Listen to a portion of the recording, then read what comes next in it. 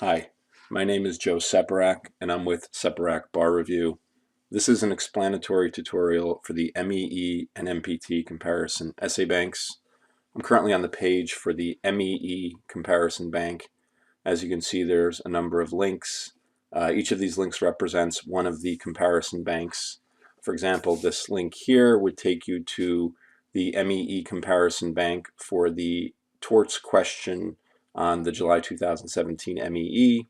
The second link would take you to the constitutional law question, which was MEE question number 2 on the July 2017 MEE. As I go down this list, you can see I have a comparison bank for the February 2017 MEE, and then also for the July 2016 MEE.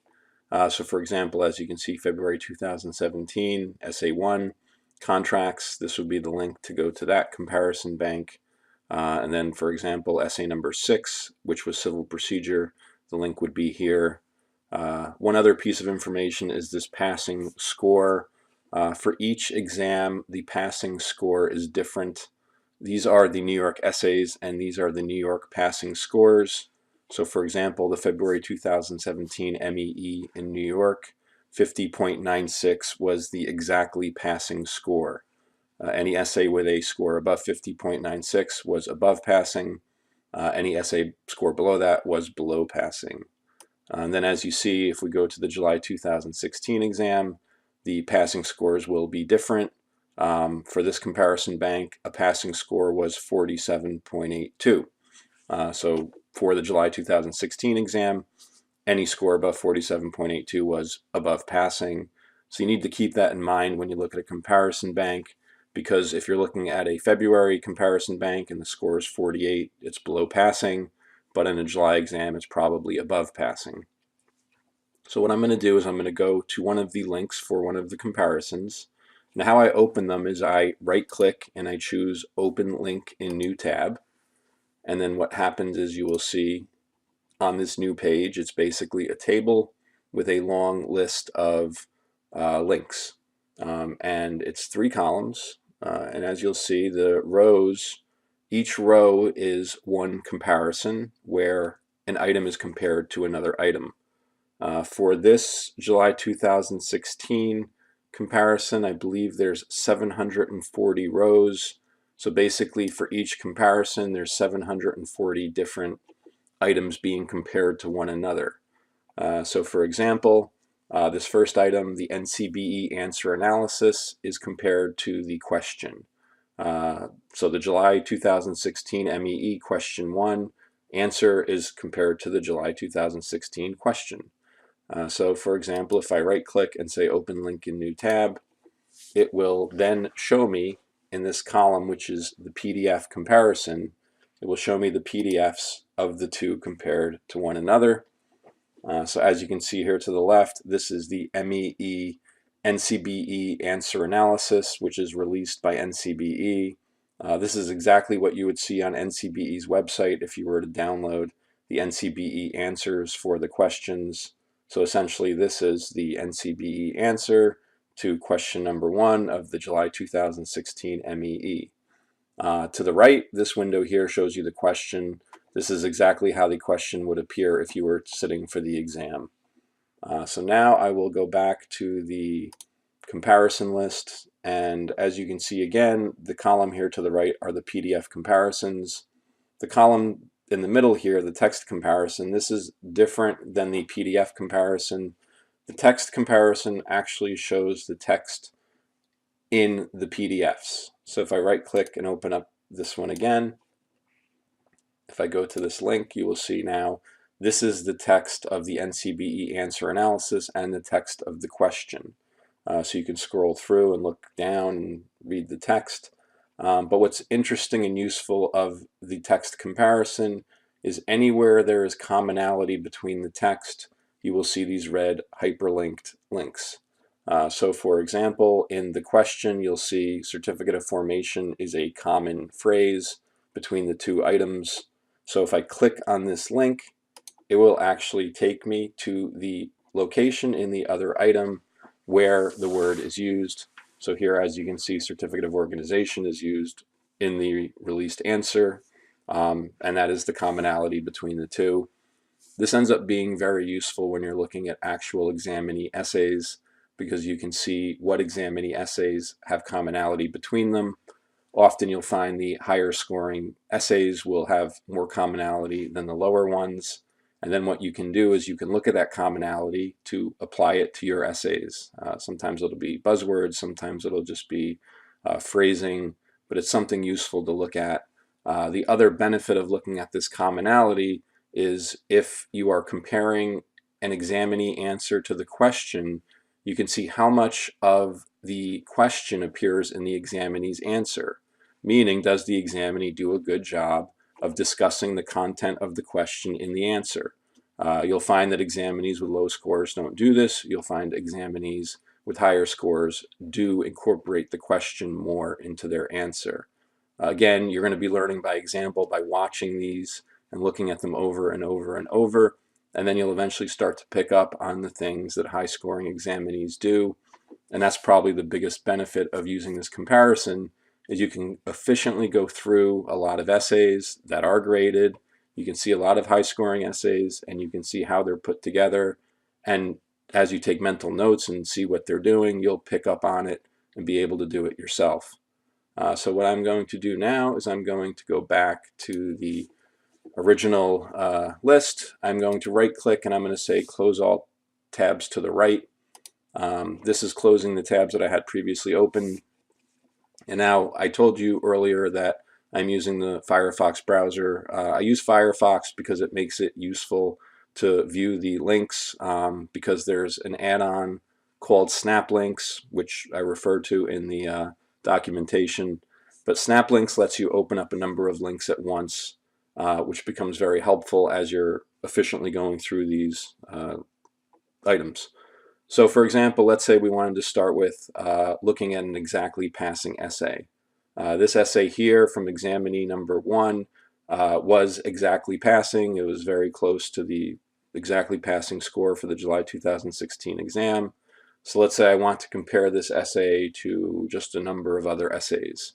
I can, using the Snap Links add-on, select a number of links and then just click, and it will open all those links. And so what then I can do is go back, and I can just start and go from one tab to the other. You can actually use the keyboard, and if you type Control Tab, it'll take you from one to the next. And so I can go from one to the next and just see, okay, here is the examinee essay, which is exactly passing, versus the New York released answer number 1, which received a score of about 85. So this is a score of 48 versus a score of 85. Again, you can scroll down, look at how much is written here versus how much is written here. You can look at the commonality in the language. Then you can just do Control Tab to go to the next one. This is the second released answer. You can see it's somewhat short. Control Tab again takes you to another released answer. This one is from Arizona. Another one. This is a Minnesota released answer. Again, you can look at all the commonality and phrasing with the red links. So if you click on one, it will take you to where it is in the other. So I will just quickly scroll through these. As you can see, this one here is a very low scoring essay. This is probably the lowest scoring essay one for the July 2016 exam. The examinee obviously wrote very little, and the only thing he answered correctly was the LLC was member managed. Everything else is incorrect, or actually incomplete. So then I will scroll through. You'll see this is the next one, slightly higher score. The next one, a score of 34. Next one, score of 34. So this is basically what you'll do, is you'll go through the essays as you read the questions, then you'll read the answers, see how they address the answers. After you do it for a particular essay, you can go back to the beginning. You can go right click and then say close all tabs to the right. And then once again, you can start over back to the beginning. So let's say now, for example, I've looked at all those essays in text form. Now I'd like to look at them in PDF form to see the layout, to see the format, to see the bolding, the highlighting, the underlining. So I'll do the same thing. Snap Links will select the number of essays. I will click. And now, as you can see, a bunch of windows are being opened. It takes a little longer to open these. I'm going to go back to the beginning of the list. And now, as you can see, it's two PDFs being compared side by side. So let's start. And here we have, again, the exactly passing essay, which had a score of 48, being compared to the NCBE answer analysis. And again, these are PDFs. So you can see how this examinee wrote his answer. You can go through it. It's about 1 page and a third of a page. And then the answer analysis, which is pretty extensive. But then now you move on and you can go and compare to, this is, for example, the New York released answer number 1. You can see the difference in formatting. You can see how the New York answer is better formatted. You can see the indents. You can see the spacing between the issues. So then we move to another. This is, again, the other New York released answer. Once again, you can see the difference between the two in style. Now we're going to the Arizona released answer. This is the Minnesota released answer. And I'll just jump through. Now here, for example, this is the an examinee answer which received a score of 39. Here's another examinee answer, score of 39. So once again, you can go through all these just to look at the formatting. I'm going to close all the tabs to the right again. And then a useful thing with the PDFs is that you can look at high scoring essays and see how well they are put together. So I'm going to go down to the bottom. The way this list is sorted is the better scoring essays are towards the bottom and the lower scoring essays are towards the top. So here this examinee scored a 60. And then as the comparisons are listed near the bottom, the better comparisons are near the bottom. So here this is, for example, the 60 compared to a 59. Here's the 60 compared to a 59. The 60 compared to a 57. So I'm going to select just a number of these, open those up. And now we're looking at the PDFs of the high scoring examinee essays. So these are real examinees, real scores. Some are typed, some are handwritten. So if you're handwriting the exam, you absolutely should be looking at the handwritten essays to see how they're put together, including the high scoring ones, actually especially the high scoring ones. And so here you go. You're seeing the examinees that typed and received very good scores on these essays. You should look at them, pick up on the formatting, and apply it to your essay. So you see here, for example, this examinee bolded the statements. Again, did line spacing. This examinee on to the left used abbreviations. These are things you'll pick up on as you look at more and more essays. So I'm going to go back, close all the tabs again. So now if we wanted to look at these from a text point of view, just to see what kind of commonality they have, you can see the commonality between them through the hyperlinks. And I will point out also that if you go and look at the first column of this table, this first column gives you information about the commonality. It's basically the statistics of it. So the 135 means that's how many matching words are between the two items being compared. The 8% means how much of the first document is in the second document. And the 31%, the second item, means how much of the second document is in the first document. So again, I have documentation that talks about this more in depth, but it's a quick, easy statistic. If you find an example of where there's a lot of commonality between the two, you'd want to look at it just to see why there's commonality. Now I'm going to show you the MPT Comparison Bank. The MPT Comparison Bank consists of 16 different MPTs going back to February 2010. So there's a wide range of MPTs to look at. You can see memorandums, letter memorandum, persuasive brief, leave behind memorandum, argument section of a brief, opinion letter. So a wide range. So what I'm going to do is open up one of the comparison banks, doing the open link in new tab. Again, another long list. This is probably a pretty long list because there's a lot of MPTs in this one. So some of them get to be 1,000 lines long just for one comparison bank.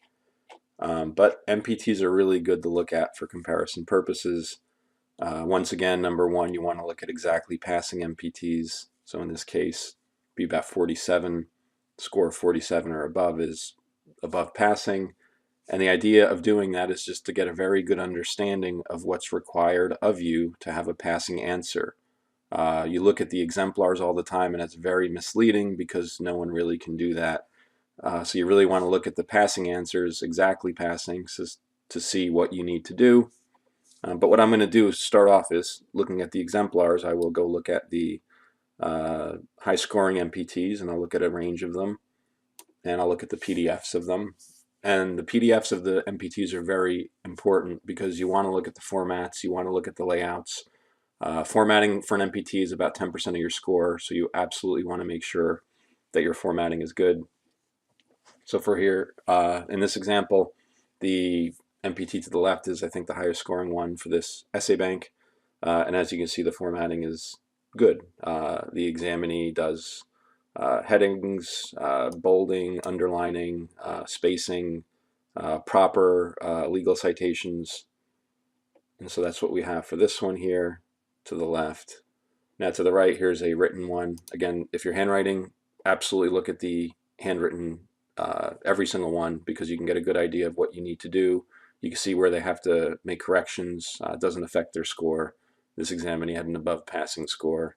Sometimes you want to leave spaces between the each line so you have room for corrections.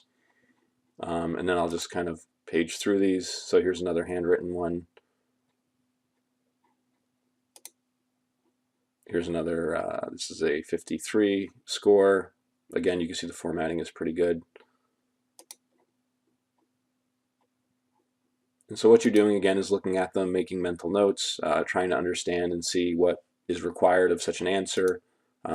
If you want to find the actual content and how well the content applies to the answers, you want to look at the text version rather than the PDF version.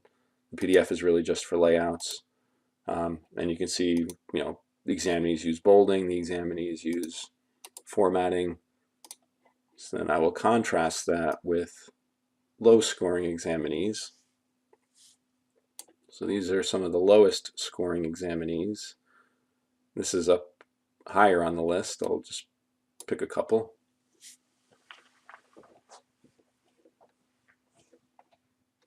Now, as you can see, the formatting is a little weaker.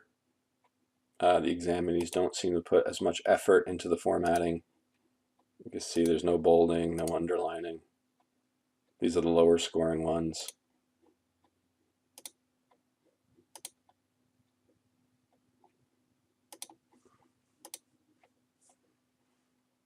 And again, just look at them to pick up on how they do the formatting. Then if you want to move to the text comparisons, what we'll do is we'll move to MPTs that are roughly exactly passing. So I'm going to find one that's about exactly passing, and then I'm going to have it be compared to other exactly passing MPTs. So what we have, let's say here, this is a range of all roughly passing MPTs. And so what you would do is you would just go through these, see what they have in common, be familiar with the MPT so you understand what you're reading. If you're answering the MPT on your own in practice, you absolutely should look at these answers to see how yours compares to theirs. Just take your answer, see if it's the length same, if the writing style is the same, if the content's the same. And that will give you a good idea of what your score would be had you done the MPT.